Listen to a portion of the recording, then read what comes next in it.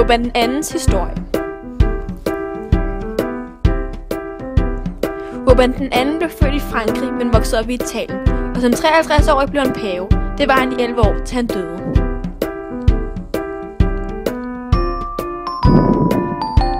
I sine 11 år som pave fik han på et tidspunkt en skidegod idé.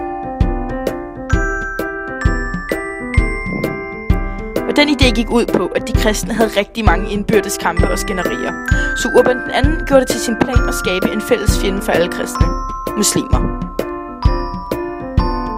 Han besluttede sig for at holde en tale og få alle kristne med på ideen. Og det gik rigtig godt. I den tale fortalte han de kristne, at de fik renset deres sind, og de kom i himlen, hvis de tog med på korstog. 60.000 kristne drog afsted ned mod Jerusalem for at tilbagevinde den by, muslimerne havde erobret fra dem 400 år tidligere.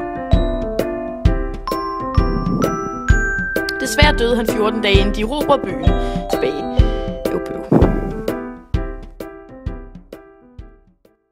Created using Powtoon.